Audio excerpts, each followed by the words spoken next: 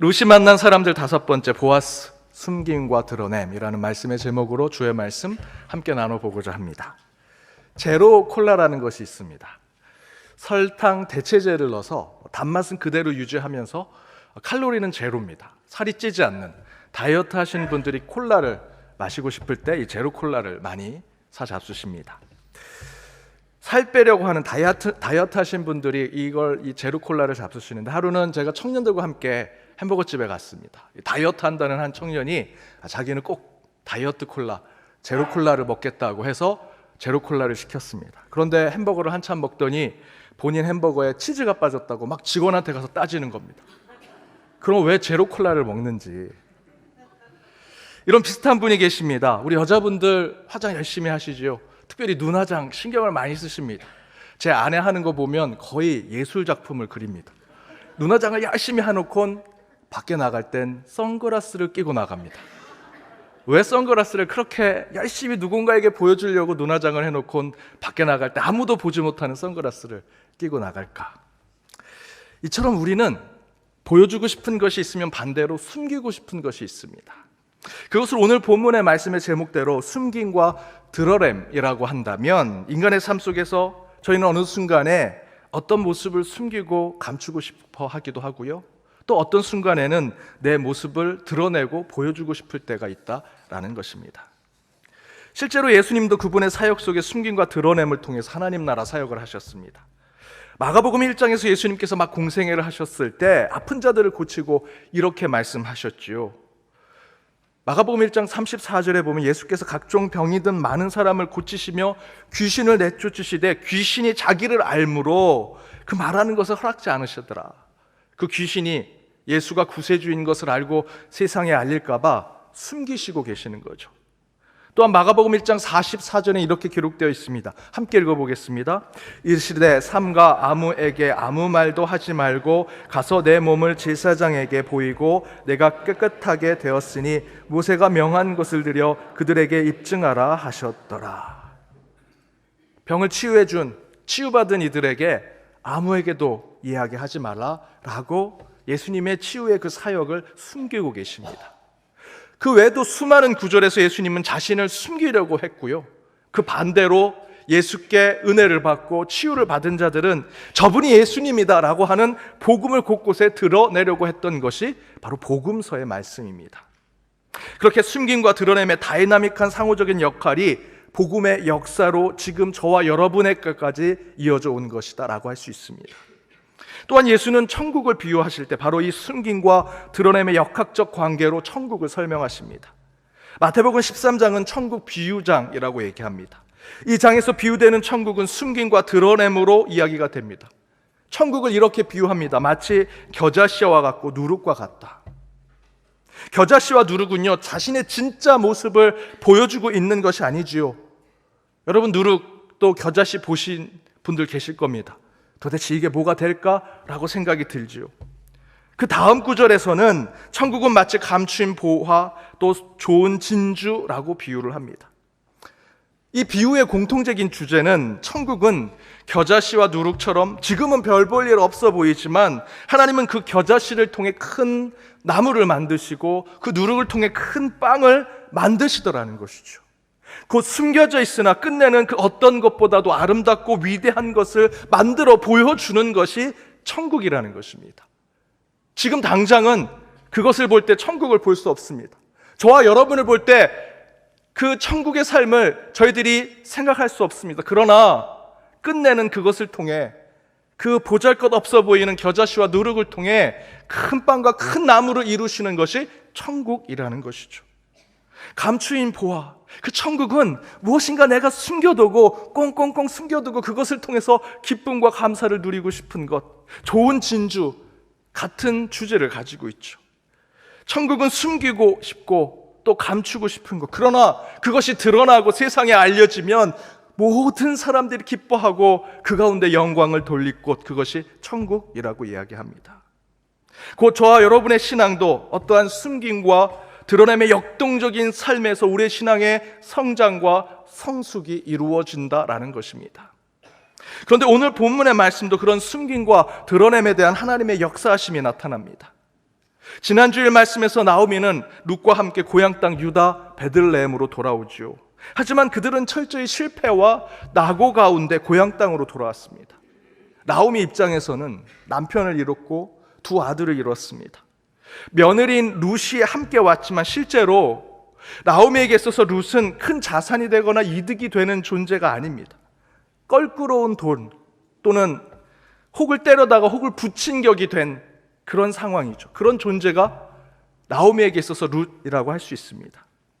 물론 룻 1장 16절의 말씀대로 룻의 신앙 고백이 어머니 하나님이 나의 하나님이 됩니다 라는 고백이 반갑기는 하지만 나오미가 살아가는 현실의 삶 속에 며느리 룻이라는 존재는 실제로 부담되는 존재라는 것이죠.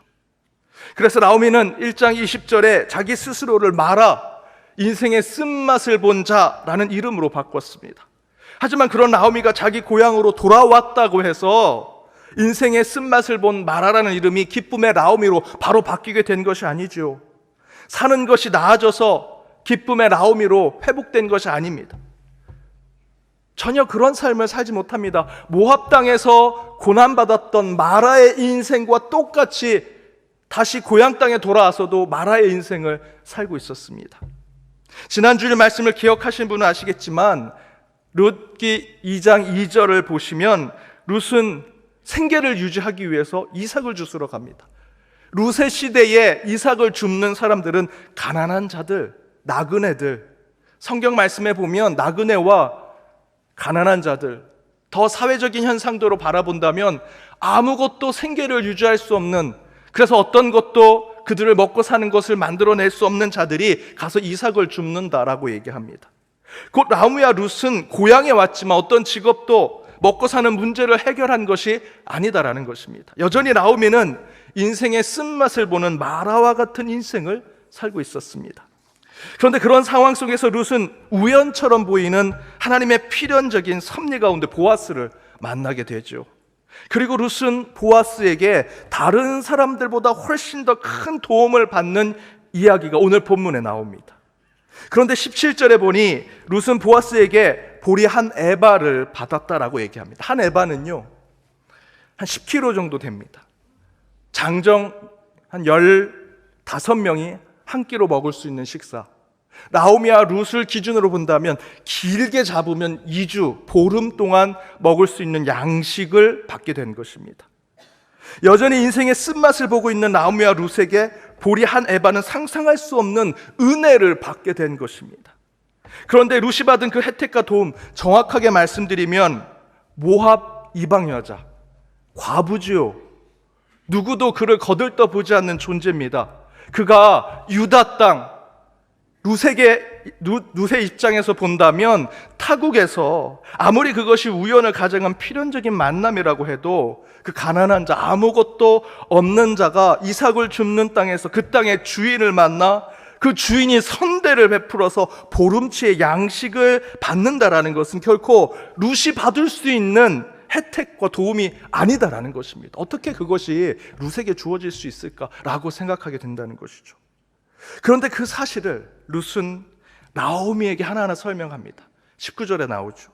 그러자 그 얘기를 들은 시어머니 나오미는 그것을 이렇게 해석을 합니다. 20절 말씀을 함께 읽어보겠습니다. 나오미가 자기 며느리에게 이르되 그가 여호와로부터 복받기를 원하노라. 그가 살아있는 자와 죽은 자에게 은혜 베푸기를 그치지 아니하도다 하고 나오미가 또 그에게 이르되 그 사람은 우리와 가까우니 우리 기업을 물을 자 중에 하나이다 하니라.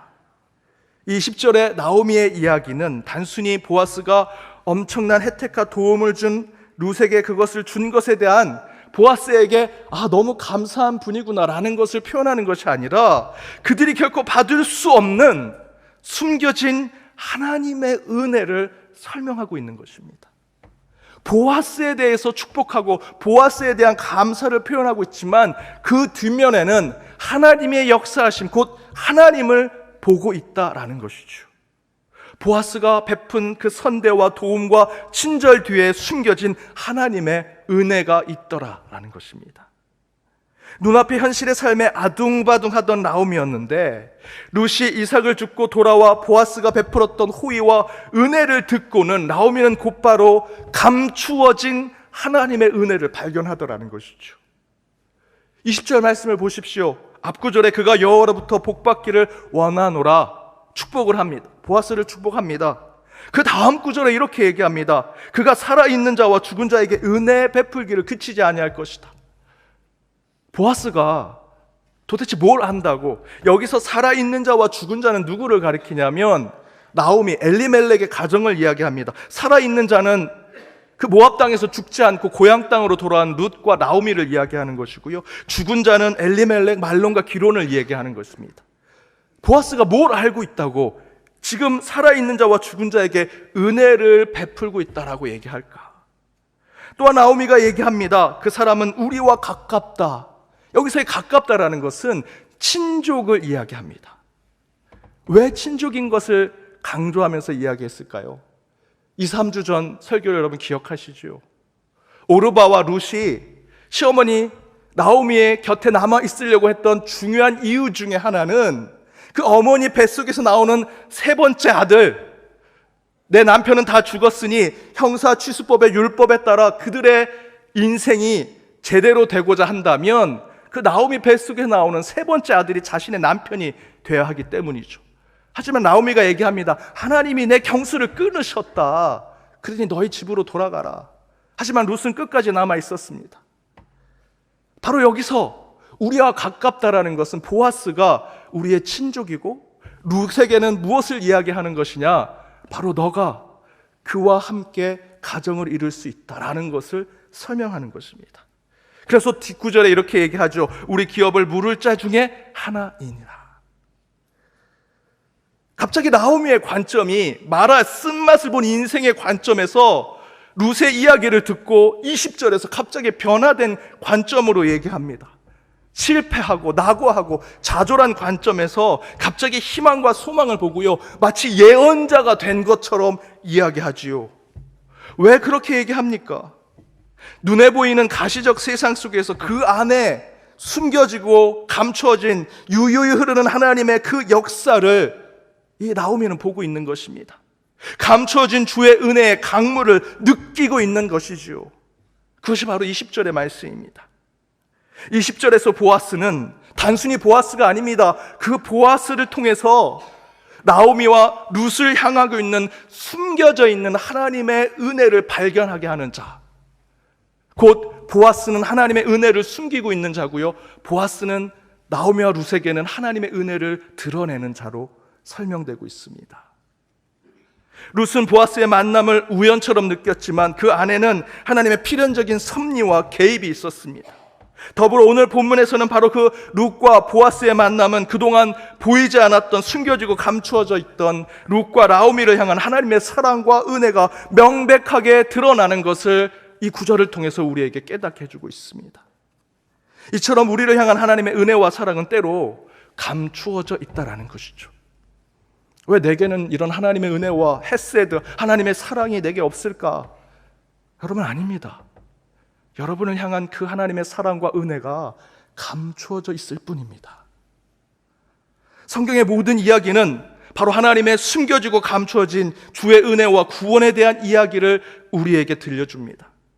출애굽한 백성들이 광야로 나갔습니다. 애굽에서 출애굽한 후에 하나님의 약속한 땅까지 40년을 그곳에 걸어가게 됩니다. 그 40년의 성경의 기록은 인간의 기준으로 본다면 이스라엘 백성의 온갖 불평과 불만이 가득한 이야기들로 쓰여져 있죠. 그러나 하나님의 기준으로 말씀드리면 앞뒤가 보이지 않는 광야의 삶의 이야기는 40년 동안 숨겨져 있고 감추어져 있는 하나님의 구원의 이야기가 바로 그곳에 쓰여져 있는 것입니다. 그것이 출애굽기죠. 물론 40년 동안 이스라엘 백성이 겪었던 고난과 시련의 이야기는 저와 여러분이 겪는 우리 인간의 삿소, 우리 인생사 속에서 눈물 없이 들을 수 없는 마라의 여정, 곧 인생의 쓴맛을 보는 고통의 이야기겠지요. 그러나 우리 눈앞에 있는 현실과 상황만 본다면 그것은 불평만 드러놓을 수밖에 없는 인간의 이야기에 불과하겠지만, 오늘 본문의 나오미처럼 하나님의 관점으로, 하나님의 해석으로 다시 한번 우리의 삶을 돌아본다면 그 고난의 이야기는 숨겨진 하나님의 이야기요, 언젠가 우리에게 베푸시고 감추고 계신 하나님의 구원의 이야기가 될 것이다 라는 것입니다. 요한복음 9장에 보면 날 때부터 맹인인 사람이 있습니다. 제자들이 묻습니다. 저 맹인이 자기의 죄 때문입니까? 부모의 죄 때문입니까? 라고 묻지요. 그러자 예수님께서 요한복음 9장 3절에서 이렇게 말씀하십니다. 우리 함께 읽어보겠습니다. 예수께서 대답하시되 이 사람이나 그 부모의 죄로 인한 것이 아니라 그에게서 하나님의 하시는 일을 나타내고자 하심이라. 사랑하는 여러분, 고난 가운데 계십니까? 이름을 바꿀 정도로 인생의 쓴맛을 보는 마라와 같은 인생 가운데 계십니까? 그러나 하나님의 자녀로 부름받은 저와 여러분이 경험하는 이 땅의 시련과 역경은요, 세상에 말하는 공허와 허무로 꺼져가는 그런 인생이 되지 않을 것입니다.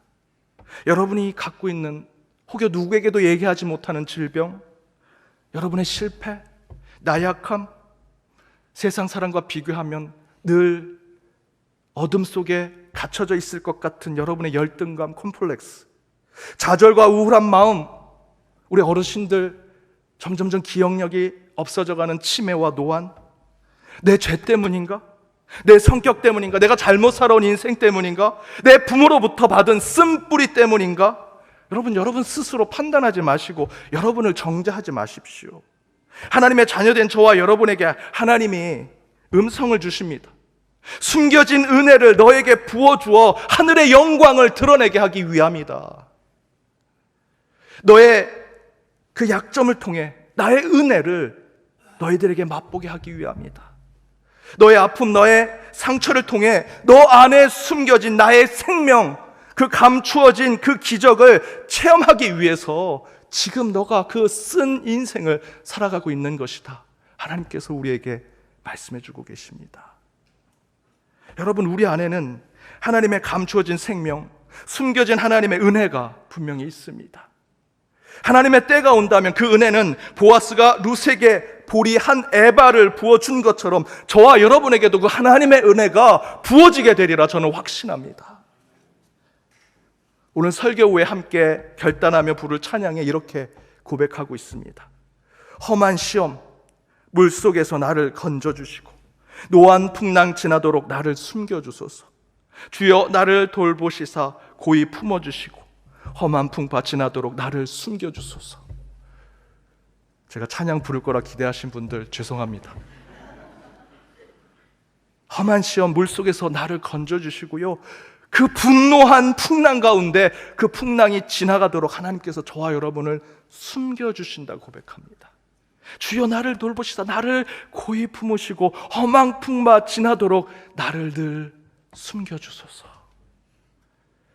여러분, 지금 저와 여러분이 겪는 이 고난과 고통, 하나님이 그 험한 물속에서 우리를 건져주시고 그 노한 풍랑에서 우리를 숨겨주시고 여기까지 오게 만들어 주셨으리라 저는 믿습니다. 그렇게 항상 우리를 품어주시고 험한 풍파가 지나도록 우리를 주의 품에 숨겨주시는 그 감추어진 하나님의 은혜를 매일 매 순간 경험하며 한 주도 주의 이름으로 승리하시는 저와 여러분, 또 추석으로 함께한 우리 연동의 모든 가족들 되시길 주님의 이름으로 축복합니다. 기도하시겠습니다. 은혜 하나님, 말씀 가운데 주의 지혜를 깨닫게 하시고 우리의 영혼의 새로운 생명을 소생케 하여 주심을 감사드립니다. 말씀을 통해 험한 물 속에서 거침없이 몰려오는 인생의 풍파 속에서도 우리를 주의 날개 아래 품어주시고 감추어 주심으로 고난과 역경의 시간을 이기게 하시고 그 안에서 하나님의 숨겨지고 감추어진 은혜를 깨닫게 하여 주심을 감사드립니다. 지금 우리가 겪는 그 어떤 시련과 아픔이 나의 죄 때문도 아니요 우리 부모의 쓴뿌리 때문도 아닌 오직 나약하고 부족한 우리를 통해 하나님의 영광을 나타내기 위함임을 깨닫고 오직 주의 숨겨진 구원의 역사를 소망하며 나아가는 저희 모두가 되게 하여 주옵소서. 주여, 재앙이 아니라 평안을, 심판이 아니라 구원을 주시는 우리 구주 예수 그리스도를 매 순간 만나는 한 주가 되어 매일 주의 은혜로 채워지는 삶이 되기를 바라오며 이 모든 간구 예수 그리스도의 이름으로 기도드립니다. 아멘.